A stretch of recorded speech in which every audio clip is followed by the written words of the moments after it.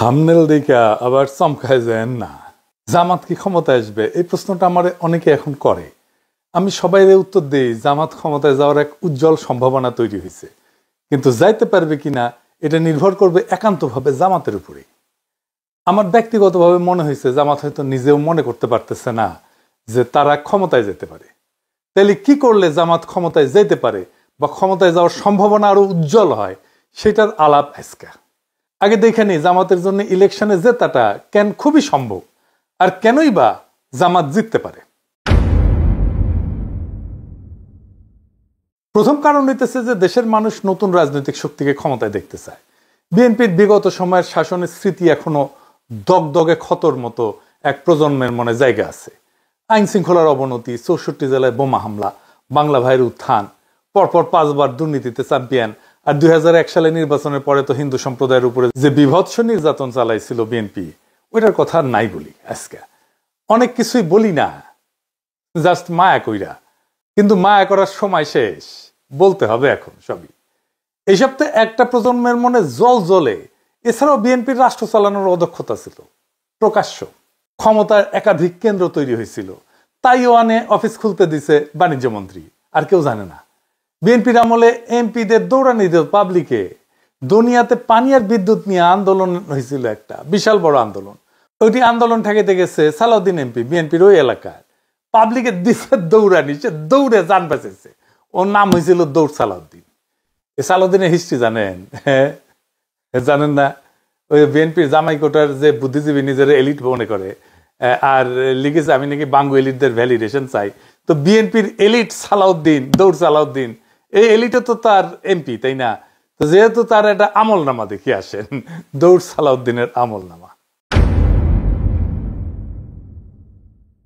এই দৌড় সালাউদ্দিন এইচএসসি পাশ করে একটা জীবন বীমা কোম্পানির চাকরি করত।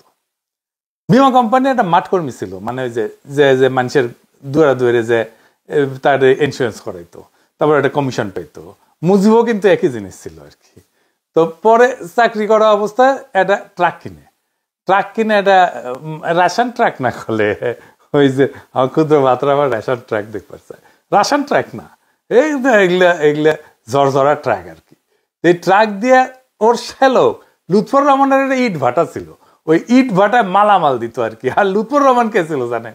শ্যামপুর ইউনিয়নের চেয়ারম্যান ছিল, আওয়ামী লীগের সভাপতি ছিল। তারপরে তো সে ড্যামরা, সায়দাবাদ, যাত্রাবাড়ি বাস টার্মিনাল এটার মাথা হয়ে দাঁড়ায়। একটা ট্রাকের মালিক আস্তে আস্তে আরো ট্রাক করতে করতে অঢেল সম্পত্তির মালিক হয়। আর ট্রাক ব্যবসার আড়ালে চলতে থাকে বাস টার্মিনালে চাঁদাবাজি। এর মধ্যে তার সাথে শ্রমিক দলের সখ্যতা গড়ে ওঠে। ধীরে ধীরে মূলধারার রাজনীতির সাথে তাকে সম্পৃক্ত করতে থাকে, আর 1991 বিএনপির টিকিট পেয়ে যায়। এই হইতেছে দৌড় সালাউদ্দিনের উত্থান কাহিনী, আমাদের জামাইকোটার বুদ্ধিজীবীর এলিট। জুরাইনের মাজার রোডের একটা সিএনজি ফিলিং স্টেশন আছে তার, ওই মাজার শরীফের জমি দখল কইরা ওই ফিলিং স্টেশন করেছে দৌড় সালাউদ্দিন। একটা পত্রিকাও কিনেছিল দেশ জনতা নামে। তো শ্যালক যেহেতু আওয়ামী লীগে, তার তেমন কোনো অসুবিধা হয়নি, একবার বোধহয় জেলে নিয়ে গেছিল। তো বিএনপির জামাইকোটার বুদ্ধিজীবীর কাছে তো এইচএসসি পাস চান্দাবাজ দৌড় সালাউদ্দিন হইতেছে এলিট, আর এইসব এলিটদের ইন্টেলেকচুয়াল ল্যাটেল হইতেছে এই জামাইকোটার বুদ্ধিজীবী। লজ্জা লাগে না? হ্যাঁ, যাই হোক, বিএনপির মেলা স্বীকৃতি আছে, আস্তে আস্তে আসবে আর কি। এই বিএনপি কি কম লুটপাট করেছে তার শাসন আমলে? তো এখন এই যে ইকোনমির অবস্থা দেখিচ্ছেন, দেশের এটা বিন্দু মাত্র লুটপাট সহ্য করার ক্ষমতা নাই। দেশটা ধ্বংস হয়ে যাবে, রাষ্ট্র নাই হয়ে যাবে লুটপাট হইলে। প্রফেসর ইউনূস লুটপাট বন্ধ করেছে, লুটপাট হয় না, রিজার্ভ কিন্তু বাড়িচ্ছে, কিন্তু ইকোনমি রিকভার করে নাই। এর উপরে যদি লুটপাট শুরু হয়, তাহলে দেশ নিজেই জয় বাংলা হয়ে যাবে। এটা পাবলিক বুঝে, সেই জন্যই তারা চায় দেশে যেন দুর্নীতি আর না হয়। এই যে র্যাব কারা বানাইছিল জানেন? বিএনপি বানাইছিল কেন জানেন? নিজের দলের গুন্ডাদের নিয়ন্ত্রণ করতে পারতেছিল না, র্যাব কইরা মারিছিল এই গুন্ডাদের। নারায়ণগঞ্জে ডেভিড বইলে এক বিএনপির নেতা ছিল, মমিনুল্লাহ ডেভিড। শামীম ওসমান তার কাছে দুগ্ধপোষ্য শিশু, নস্যি ছিল, তারে মারে র্যাব ক্রসফায়ারে। ভালো ক্রিকেট খেলতো কিন্তু ওই ডেভিড, কিন্তু হয়ে আউট ছিল শীর্ষ সন্ত্রাসী। সেনাবাহিনীর যে সিভিল ইস্যু সামলাতে নামানো যায় না, এই কমন সেন্স বিএনপির নেতাদের ছিল না, একজনেরও ছিল না। সেনাবাহিনীর মধ্যে মানবাধিকার লঙ্ঘন করে ফিরে যাওয়া সেনা কর্মকর্তার সৈনিকেরা যে মারাত্মক সমস্যা সৃষ্টি করেছে, এটার ক্ষত কতদিনে যে যায় আল্লাহ জানে। এটা সৃষ্টি করছে বিএনপি। এদের রাষ্ট্র চিন্তা কত দুর্বল, এরা রাজনীতি বোঝে না, রাষ্ট্র তো দূরের কথা।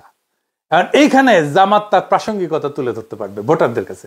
জামাত ক্ষমতায় আসলে তার নেতা মন্ত্রীরা দুর্নীতি করবে না, করেনি, আগে ছিল মন্ত্রী, এটা ধরে নেওয়া যায়। কিন্তু এর মানে কি দেশ চালাইতে পারবে? জামাতের লোকেরা শুনে অবাক হইতে পারেন যে আমার কাছে নানা দিক থেকে নানা ধরনের লোক জানতে চাইতেছে জামাত ক্ষমতায় আসলে কি করবে। অনেকে চায়নায় গেছি উঠেও জানতে চাইছে, কারণ তারা জানে যে আমি জামাতের ক্ষমতায় আসার সম্ভাবনার কথা প্রকাশ্যেই জোরের সাথে বলছি। যারা এই প্রশ্নগুলো করছে তার মধ্যে আছে ডিপ্লোম্যাট, ইন্টেলেকচুয়াল, বিদেশিরা তো আছেই, শীর্ষ ব্যবসায়ী আছে, নারী আছে, এমনকি আমার মাও জিজ্ঞেস করেছে। কি প্রশ্ন শুনলে অবাক হইবেন, বলতেছে জামাত ক্ষমতায় আসলে কি মদ খাওয়া বন্ধ করে দিবে, আমার ওদের মদ খেতে দিবে। এই প্রসঙ্গে ফরদ মজার ভাইয়ের একটা কৌতুক মনে আসলো আর কি, সত্য কৌতুক আর কি। উনি এক বিখ্যাত সম্পাদকের কথা কইতেন, বলতেন উনি নাকি ইসলামপন্থীরা ক্ষমতায় আসলে মদ খেতে পারবেন না, এই জন্য সেকুলারিজম প্রমোট করে। যাই হোক, আমি কই যে উনারা নির্বাচনী ম্যানিফেস্টো দিক, তারপরে দেখেন কয় না না দিতে হবে না। মৌলানা মতিউর রহমান নিজামী মদ নিয়ে জাতীয় সংসদে একটা মতামত দিছিল, আমার আবার ইনবক্সে পেঠে দিছে এই ভিডিওটা, শুনেন।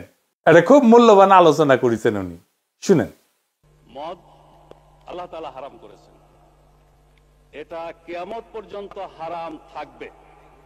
সারা দুনিয়ার সকল মানুষও যদি জায়েজ বলে, হালাল বলে, তবুও এটা হারাম থাকবে। আল্লাহ, রসুল এবং আখিরাতের প্রতি, কোরআনের প্রতি যারা ঈমান পোষণ করে তাদের কাছে মদের দাম কমানো বাড়ানো অথবা শুল্কের হ্রাস বৃদ্ধি তাদের কাছে কোনো ব্যাপারই নয়। মাংনাও যদি দেওয়া হয়, মদের ফ্যাক্টরির মধ্যে যদি বদ্ধ দরজা জানালার মধ্যে তাদের রাখা হয়, তবুও তারা আল্লাহর ভয়ে মদ স্পর্শ করবে না। মানে স্পিকার, আমি তাদের উদ্দেশ্যে বলতে চাই, তারা যদি সত্যি এটা নিয়ে রাজনীতি না করতে চান, আন্তরিকভাবে মদ বন্ধ হোক এটা চান, তাহলে মদ বন্ধ তো ইসলামী অনুশাসন পুরোপুরি চালু ছাড়া হতে পারে না। ইসলামী রাষ্ট্র ব্যবস্থা, সমাজ ব্যবস্থা, শিক্ষা ব্যবস্থা চালু হওয়া ছাড়া হতে পারে না। অনুশাসন কায়েমের আন্দোলনকে বলেন মৌলবাদ, বলেন সাম্প্রদায়িকতা, বলেন ধর্মান্ধতা। যতদিন তারা ইসলামী রাষ্ট্র ব্যবস্থা, সমাজ ব্যবস্থার আন্দোলনকে মৌলবাদ, সাম্প্রদায়িকতা, ধর্মান্ধতা বলা বন্ধ না করছেন, ততদিন মদের ব্যাপারে তাদের কোনো প্রশ্ন তোলার অধিকার নাই। স্পিকার, এই ব্যাপারে আর একটা পিকচার আমি আপনার সামনে আনতে চাই। 1400 বছর আগে জনাবে মুহাম্মদুর রাসূলুল্লাহ সাল্লাল্লাহু আলাইহি ওয়াসাল্লাম যখন ইসলামের দাওয়াত দিচ্ছিলেন, সেই যুগটাকে বলা হয় আইয়ামে জাহিলিয়া। তখনকার দিনে মানুষের মদের আসক্তি আরো অনেক বেশি ছিল। আরবি ভাষায় দেখেছি মদের নাম 200-এরও বেশি। তাদের কাব্য সাহিত্যে মদের বন্দনায় ভরপুর। সেখানে বাড়িতে বাড়িতে মদের মটকি ছিল।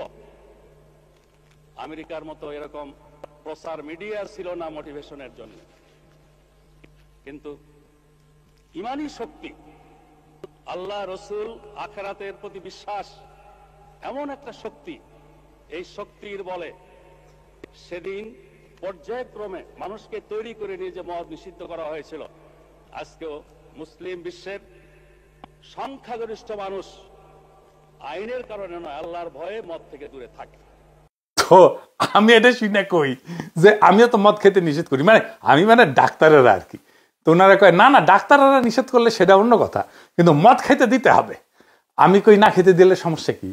ওনারা বলেন যারা মদ খায় তারা তো এলিট, তারা ইকোনমি মেনটেন করে। তা আমি কইলাম না না না, এই যে বিএনপির জামাই কোটা বুদ্ধিজীবী, সে তো এলিট, সে তো মদ খায় না। তো এই প্রসঙ্গে একটা ইন্টারেস্টিং কৌতুকের কথা মনে আসলো, বিএনপি প্রসঙ্গে আর কি, মদ খাওয়া প্রসঙ্গে। জাদু মিয়া ছিলেন না, মশিউর রহমান জাদু মিয়া, ন্যাপ করতেন। তো বিএনপি তো ন্যাপ, মুসলিম লীগ আর সুটকা চাটকা আওয়ামী লীগ মিলে তো বিএনপি তৈরি। তো উনি মশিউর রহমান জাদু মিয়া পরে বিএনপি প্রতিষ্ঠাতাদের একজন ছিলেন আর কি। কথিত আছে যে মশিউর রহমান জাদু মিয়ার এই অগ্নিজল পান করার অভ্যাস ছিল আর কি। তো ভাসানী বক্তৃতা দিচ্ছেন, পাশে জাদু মিয়া বসে আছে। তো কইতেছেন ভাসানী অগ্নিঝরা কণ্ঠে কইতেছে, চালের দাম বাড়িছে, ডালের দাম বাড়িছে, তেলের দাম বাড়িছে, মদের দাম বাড়ছে কিনা কইতে পারবো না, জাদু মিয়া কইতে পারবে। তো এই মদ খাইতে পারবো কিনা এটা একটা বিরাট জিজ্ঞাসা। যারা মদ খায় না তারা আরো বেশি জিজ্ঞায়।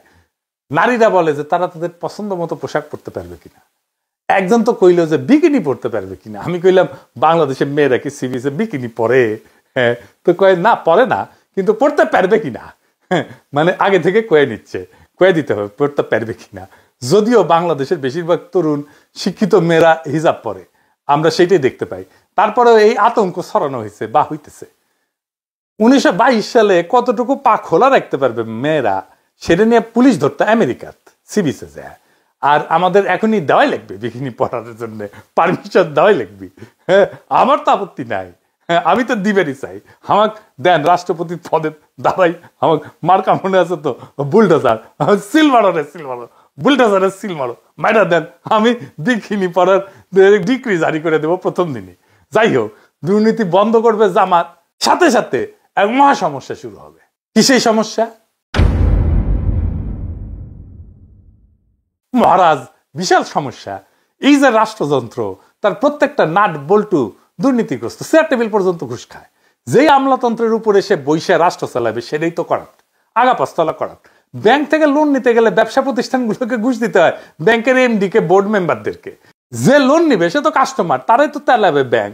তা না, উল্টা যে সেল করিচ্ছে সেই তেলা, সে তারাই কাস্টমার তেলাইতেছে। এটা কেমনে ম্যানেজ করবে জামাত?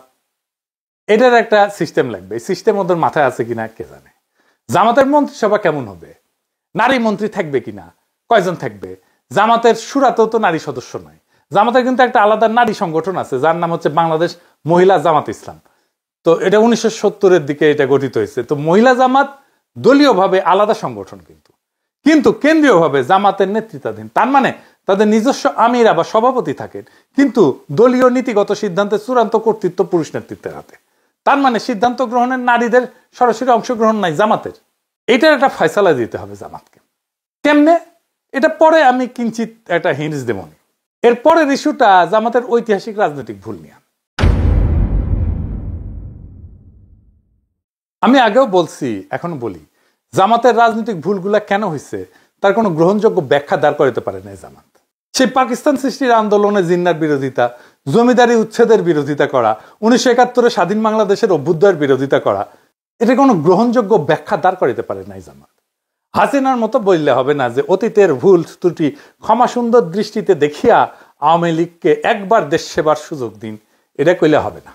ফিলোসফিক্যালি আর একটা সমস্যা আছে জামাতে। সেটা কি? ফিলোসফিক্যালি জামাতের রাজনৈতিক দর্শন দাঁড়ায় আছে মাওলানা মওদুদির উপরে। মাওলানা মওদুদি একজন দুর্দান্ত মেধাবী পলিটিক্যাল থিঙ্কার এবং ফিলোসফার, কিন্তু উনি তো সমাজতন্ত্রের পতন দেখে যাননি, উনি তো ওয়ার অন টেরর দেখেন নাই, উনি তো সারা দুনিয়া জুড়ে ইসলাম বিদ্বেষ দেখেন নাই, উনি তো ইসলাম কোপানো দেখেন নাই, উনি ডেমোক্রেসির সংকট দেখেন নাই, সোশ্যাল মিডিয়ার পাওয়ার দেখেন নাই, আর্টিফিশিয়াল ইন্টেলিজেন্স দেখেন নাই। তাই ওনার চিন্তার একটা রিভিউ দরকার আছে, নতুন দিনের মতো করে সাজানোর দরকার আছে। সেটা কি করছে জামাত? করে নাই।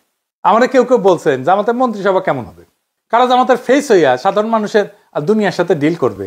ডাক্তার শফিক সাহেব কি ডিল করবে? মানে হাসিনা নেতা হইতে পারবে কিন্তু ডাক্তার শফিক হইতে পারবে না, যেহেতু ওনার মুখে দাঁড়িয়ে আছে আর মাথার টুপি আছে। পাবলিকে ভোট দিলেও পারবে না, ডেমোক্রেটিক্যালি একটা ইলেকশনে জিতে আসলেও পারবে না। মজা আর কি। আর একটা ইস্যু হইতেছে যে কেউ কেউ মনে করতেছে জামাত আসলে একটা অ্যান্টি হিন্দু রাজনীতি করবে। এই ইস্যুটারে জামাত বুদ্ধিমত্তার সাথে মোকাবেলা করতে পারে না, এখনো পারতেছে না। সে হিন্দু সম্প্রদায়ের সাথে এনগেজ কিভাবে হইতে হবে সেটা ধরতে পারে না। একবার জামাতের হিন্দু শাখা করে এইভাবে, আর একবার গোবিন্দ প্রামাণিকের হাত ধরে। আপনারা এখানে এসেছেন জামাতুল ইসলামের ডাকে। জামাতুল ইসলাম শুধুমাত্র একটা রাজনৈতিক দল নয়, এটা একটা ইউনিভার্সাল ইউনিভার্সিটি। আপনারা এখানে আসেন, শিক্ষা লাভ করেন, নীতি শিক্ষা নেন, আদর্শের শিক্ষা নেন, এবং কিভাবে ধর্ম অনুযায়ী দেশ নিজের জীবন পরিচালনা করা যায় এবং দেশ পরিচালনা করা যায়, আপনারা সেই শিক্ষা লাভ করেন। তো জামাত না মাঝে মাঝে গোবিন্দ প্রামাণিকের হাত ধরে ওই গাওয়া শুরু করে, আমার হাত ধরে তুমি নিয়ে চলো সখা, আমি তো পথ চিনি না, কইয়া মারের দৌড়। যে অখণ্ড ভারতের সৈনিক RSS এর পান্ডা গোবিন্দ প্রামাণিকের হাত ধরিয়া। এটা ইসলামী দলের হিন্দু শাখা হইতে পারে না, ফুল স্টপ। কাঁঠালের আম সত্য হয় না রে ভাই। এই সিম্পল জিনিসটা জামাত না বুঝলে কেমনে হবে? তাহলে কি করবে সে, কিভাবে এনগেজ হবে হিন্দু সম্প্রদায়ের সাথে? আমি বলবো কোনো কিছু করার আগে একটা ইন্ডিপেন্ডেন্ট রিসার্চ অর্গানাইজেশন দিয়া হিন্দু বৌদ্ধ সম্প্রদায়ের মধ্যে, মানে মাইনরিটিদের মধ্যে জামাতের প্রতি নেট ট্রাস্ট স্কোর মাপা। এটাই হবে জামাতের হিন্দু সম্প্রদায়ের মধ্যে গ্রহণযোগ্যতার মাপকাঠি। এখন এই নেট ট্রাস্ট স্কোর এই জিনিসটা কি আসলে এটা বুঝে দেখি। এটা একটা সহজ মাপ, মানে মানুষ জামাত ইসলামকে কতটা বিশ্বাস করে আর কতটা অবিশ্বাস করে তার পার্থক্য কিভাবে মাপা যায়। ধরা যাক 100 জন হিন্দু বা মাইনরিটি নাগরিককে জিজ্ঞেস করা হইলো, আপনি কি মনে করেন যে জামাত এখন সংখ্যালঘুদের নিরাপত্তা এবং মর্যাদা রক্ষা করতে চায়? তাদের উত্তরে যদি 50 জন বলে হ্যাঁ বিশ্বাস করি, 30 জন বলে না অবিশ্বাস করি, 20 জন যদি নিরপেক্ষ থাকে, তাইলে হিসাবটা হচ্ছে নেট ট্রাস্ট স্কোর হবে 50 - 30 = 20। অর্থাৎ নেট ট্রাস্ট স্কোর হচ্ছে +20। মানে মানুষ এখন মোটামুটি বিশ্বাস করতে শুরু করছে। যদি উল্টাটা হয়, মানে 30% বিশ্বাস করে আর 50% যদি অবিশ্বাস করে, তাহলে স্কোর হবে কত? 30 - 50 মানে -20। মানে মানুষের এখনো সন্দেহ আছে। এইটার গুরুত্ব হইতেছে স্কোর দিয়ে বোঝা যায় যে হিন্দু সম্প্রদায়ের মধ্যে জামাতের প্রতি আস্থা বাড়তেছে না কমতেছে, কোন জেলায় কাজ ভালো হইতেছে, কোন ধরনের কাজ করলে মানুষ সত্যিকারের বিশ্বাস পাইতে শুরু করবে। সহজ ভাষায় বললে নেট ট্রাস্ট স্কোর হইতেছে জামাতের প্রতি মানুষের মনোভাবের তাপমাত্রা। গরম মানে আস্থা, ঠান্ডা মানে অবিশ্বাস। সোজা সেলসালায় বুঝে গেলেন, তাই না? এইটা জামাত প্রত্যেক 6 মাস পর পর মাপবে আর ফলাফল প্রকাশ করবে। এইটা কিন্তু আন্তর্জাতিক মহলেও তার বিশ্বাসযোগ্যতা বাড়াবে, গ্রহণযোগ্যতা বাড়াবে। এখন কাজ কি নিবে? গোবিন্দ প্রামাণিককে তো দেখতে পারবে না, তাই না? কি কি সলিড কাজ নিবে আসেন সেটা একটু বুঝে দেখি। প্রথমে জামাতকে একটা মাইনরিটি চার্টার ঘোষণা করতে। এই মাইনরিটি চার্টার মানে হইতেছে এক ধরনের প্রতিশ্রুতি বা শপথনামা, যেখানে জামাত ইসলাম প্রকাশ্যে বলে দেবে তারা এখানে ধর্ম দেখে না, ন্যায় মানবিকতা দেখে রাজনীতি করবে। এই চার্টারে বলা থাকবে দেশের হিন্দু বৌদ্ধ খ্রিস্টান সহ সব নাগরিকদের নিরাপত্তা, সম্মান আর সমান সুযোগ নিশ্চিত করা জামাত নৈতিক দায়িত্ব বলে মনে করে। প্রথমে বলা হবে যে সবাই নিজের ধর্ম পালন করতে পারবে কোনো ভয় বা বাধা ছাড়াই। কেউ কাউকে ধর্মান্তরিত করার চেষ্টা করবে না। মন্দির, গির্জা বা অন্য উপাসনালয়ে নিরাপত্তা নিশ্চিত করতে জামাত নিজের লোকজন দিয়ে প্রয়োজনে সহায়তা করবে। কোথাও সহিংসতা বা দখলবাজি হলে দলের পক্ষ থেকে প্রকাশ্যে নিন্দা জানানো হবে এবং অপরাধী জামাতেরই হোক বা অন্য কেউ হোক তার বিরুদ্ধে ব্যবস্থা নেওয়া হবে। চার্টারে এটাও বলা থাকবে যে চাকরি, শিক্ষা, সরকারি সুযোগ এটাতে কারো ধর্ম কোনো বাধা হবে না। জামাত পরিচালিত কোনো স্কুল, কলেজ, শিক্ষা প্রতিষ্ঠান বা প্রতিষ্ঠানে হিন্দু বা অন্য ধর্মের মানুষ সমান সুযোগ পাবে। ভূমি বা সম্পত্তি দখল বা জবরদখল হলে ন্যায় বিচারের জন্য আইনি সহায়তা দেওয়া হবে। নারী এবং তরুণদের অংশগ্রহণে গুরুত্ব দেওয়া হবে। হিন্দু মেয়েরা চাইলে জামাতের সামাজিক শিক্ষা কার্যক্রমে যুক্ত হতে পারবে। সবশেষে একটা স্পষ্ট প্রতিশ্রুতি থাকবে, জামাত শুধু ইসলাম রক্ষা না, জামাত ন্যায় রক্ষার রাজনীতি করে। সংখ্যালঘু নাগরিকদের মর্যাদা রক্ষা করাটা ইসলামের আসল শিক্ষা, এই কথাটা তারা প্রকাশ্যে বলবে। এই চার্টার গুরুত্বপূর্ণ কারণ এটা দেখাবে যে জামাত বদলাইছে। এটা হিন্দু সম্প্রদায়ের মধ্যে আস্থা ফিরিয়ে আনবে এবং আন্তর্জাতিক মহলে ইতিবাচক ভাবমূর্তি তৈরি করবে। আর বাংলাদেশে ন্যায়ের রাজনীতির একটা নতুন ভাষা দিবে। সংক্ষেপে মাইনরিটি রাইটস চার্টার হইতেছে জামাতের বিশ্বাস ফেরানোর অঙ্গীকারপত্র, যেখানে তারা বলে সব নাগরিকই আমাদের, কেউ সংখ্যালঘু না। এইরকম একটা চার্টার নারীদের জন্য করা যায়। আর হ্যাঁ, এলিটদের জন্য, মদ খাওয়ার জন্য কি করবে এটা জামাত নিজেরা বুঝে দেখুক, যেন সমস্ত সমাজে নেট ট্রাস্ট বাড়তে থাকে জামাতের প্রতি। এখন জামাত আসলে হিন্দু সম্প্রদায়ের সাথে কিভাবে এনগেজ হবে?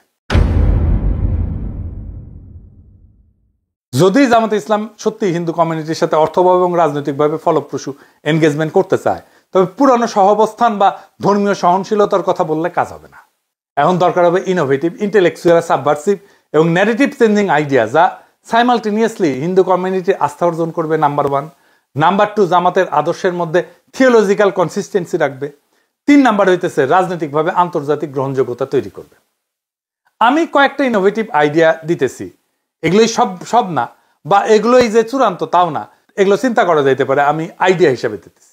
এগুলো আমার মতে বাস্তবে প্রয়োগযোগ্য এবং কৌশলগতভাবে গেম চেঞ্জার হইতে পারে, আর হিন্দু সম্প্রদায়ের সাথে পলিটিক্যালি জামাত যুক্ত হইতে পারবে। নাম্বার 1, কমন গুড পলিটিক্স বা ইসলামিক ভাষায় নাগরিক সংহতি। জামাত একটা শরিকুল খায়র বা শেয়ার্ড গুডনেস অ্যালায়েন্স করতে পারে, এই নামে নতুন একটা ফোরাম তৈরি করতে পারে। যেখানে হিন্দু সম্প্রদায়ের লোকজন, শিক্ষক, চ্যারিটির লোকজন, দাতব্য সম্প্রদায়ের লোকজন, মাদ্রাসা শিক্ষক, স্থানীয় মুসলিম নেতারা যৌথভাবে কাজ করবে। কিসের জন্য কাজ করবে? সামাজিক ইস্যুতে কাজ করবে। যেমন ধরেন নিরাপদ পানি, স্যানিটেশন, শিক্ষা, পরিবেশ, দারিদ্র দূরীকরণ, স্বাস্থ্য, এই সমস্ত বিষয় নিয়ে কাজ করবে। তার ফলে নৈতিক কাজকে কেন্দ্র করে একটা রাজনৈতিক একতা তৈরি হবে। একটা ইন্টারেস্টিং কাজ করা যায়। যেমন ধরেন ফেইথস অফ বেঙ্গল এই নামে ফেস্টিভ্যাল করতে পারে, উৎসব, ধর্মীয় ঐতিহ্যের একটা পুনর্দখলের ধারণা। যেমন স্থানীয় পর্যায়ে ফেইথস অফ বেঙ্গল নামে সাংস্কৃতিক উৎসবের আয়োজন করতে পারে, যেখানে হিন্দু, মুসলিম, বৌদ্ধ, খ্রিস্টান সব সম্প্রদায়ের যে কালচারাল অ্যাসেট, ধর্মের যে কালচারাল অ্যাসেট, সেইটা তারা প্রজেক্ট করবে, সেটা তারা দেখাবে। হিন্দু সম্প্রদায় কীর্তন করতে পারে, মুসলমান সম্প্রদায় মিলাদ করতে পারে, কাওয়ালি করতে পারে, খাবার থাকবে এখানে, হিন্দু উৎসবের খাবার, মুসলিম উৎসবের খাবার, হিন্দুদের পোশাক, মুসলিমদের পোশাক, এগুলো প্রদর্শিত হবে। লক্ষ্য হবে আমাদের মিলিত সংস্কৃতি আমাদের রাজনীতিকে ছাড়াই গেছে, এই বার্তাটা দেওয়া। এইটা ইসলামের সামাজিক ন্যায়ের ধারণাকে সাংস্কৃতিক ভাষায় উপস্থাপন করবে। জামাতকে সংস্কৃতি বিরোধী দল বলে না, এখান থেকে বের করে আনা যাবে। এটা করে একাডেমিক স্তরে আর একটা কাজ করা যায়, যেমন ইন্টারফেথ থিঙ্ক সার্কেল। এইটা একাডেমিক স্তরে ন্যারেটিভ শিফটের কাজ করবে। কিন্তু যেমন জামাত একটা নীতিগত থিঙ্ক ট্যাঙ্ক তৈরি করতে পারে, বাংলাদেশ ইন্টারফেথ এথিক্স ফোরাম, যেখানে মুসলিম, ইসলামবিদ, হিন্দু পণ্ডিত এবং সমাজবিজ্ঞানীরা, তরুণ সমাজবিজ্ঞানীরা একসাথে কাজ করবে। যেখানে বিষয় কি হবে, যেমন নাগরিক ন্যায়, সামাজিক ন্যায়ের ধারণা, ইনসাফের ধারণা, বহুত্ববাদ, নৈতিক রাজনীতি, এই বিষয়গুলো নিয়ে তারা কাজ করবে, গবেষণা করবে। এইটা জামাতের একটা ইন্টেলেকচুয়াল ডিপ্লোমেসি হিসেবে কাজ করবে। বিশ্ববিদ্যালয়, মাদ্রাসা এবং আশ্রমের মধ্যে আলোচনা চালাবে। এর ফলে জামাতের বিরুদ্ধে থাকা ধর্মান্ধতা, অসহিষ্ণুতার এই যে বুদ্ধিবৃত্তিক চিত্র, এটা একেবারে ভেঙে যাবে। আরেকটা অ্যাডিশনাল কৌশল করতে পারে, যেমন ধরেন ডিজিটাল ব্রিজ ফর মাইনরিটিস। যেমন জামাত একটা নিজস্ব ডিজিটাল প্ল্যাটফর্ম তৈরি করতে পারে, যেখানে সংখ্যালঘু নাগরিকরা তার অভিযোগ, ভয়, প্রস্তাব, শঙ্কা এগুলো জমা দিতে পারবে গোপনীয়ভাবে। প্রত্যেক 6 মাসে জামাতের নেতৃত্ব এটা প্রকাশ করবে মাইনরিটি রাইটস প্রোগ্রেস রিপোর্ট, এখান থেকে তথ্য নিয়ে। এইটা হবে বাংলাদেশের প্রথম ইসলামপন্থী দলীয় অ্যাকাউন্টেবিলিটি মেকানিজম টুয়ার্ডস মাইনরিটি। ক্ষমতা শুধু ভোটে আসে না, ক্ষমতা আসে বিশ্বাস থেকে, আস্থা থেকে, মানুষের হৃদয়ে জায়গা করে নেওয়া থেকে। জামাত যদি মানুষের এই আস্থার জায়গাটা বুঝে, নিজেদের ভেতরে গোড়ামি, সংকীর্ণতার, আত্মরক্ষার দেওয়াল ভেঙে ফেলতে পারে, তাহলে বাংলাদেশের মানুষ একদিন বলবে এই দল বদলাইছে, এই দল দেশের জন্য কাজ করতে চায়। আজকের রাজনীতিতে সবচেয়ে বড় অভাব হচ্ছে বিশ্বাসযোগ্যতা। যেই দল এই বিশ্বাস ফিরে আনতে পারবে, যে দল মানুষকে ভয় না দেখায়, তাদের ভবিষ্যতের স্বপ্ন দেখাইতে পারবে, তারাই ক্ষমতায় যাবে, তারাই রাষ্ট্র করবে। জামাতের সামনে সেই সুযোগ এখন সত্যিই তৈরি হয়েছে। কিন্তু দরজা খোলা মানে ভেতরে ঢোকা না। কিন্তু এই দরজায় ঢুকতে হইলে নিজেদের পুনর্গঠন করতে হবে, মানে নীতিতে, সংগঠনে, আচরণে। বাংলাদেশ এখন এমন এক মোড়ে দাঁড়ায় যেখানে ধর্মীয় রাজনীতির নাম শুনলেই অনেকে ভয় পায়। যদি জামাত সেই ভয়কে ভাঙতে পারে, যদি তারা দেখাতে পারে ধর্ম মানে বিভাজন না, ধর্ম মানে ন্যায়, ধর্ম মানে ইনসাফ, ধর্ম মানে ঐক্য, বহুত্বের মধ্যে ঐক্য, তাহলে একদিন তারা শুধু নির্বাচনে না, মানুষের হৃদয়ে জয়ী হবে। এখন সময় জামাতের জন্য ইতিহাসের সামনে দাঁড়ানোর, অন্যদের বদনাম দিয়ে না, নিজেদের পরিবর্তনের শক্তি দিয়ে প্রমাণ করার। বাংলাদেশে এখন ন্যায়ের রাজনীতি এখনো সম্ভব, ইনসাফের রাজনীতি এখনো সম্ভব। আর সেই রাজনীতি ইসলামের আলো থেকেই জন্ম নিতে পারে। ইনকিলাব জিন্দাবাদ।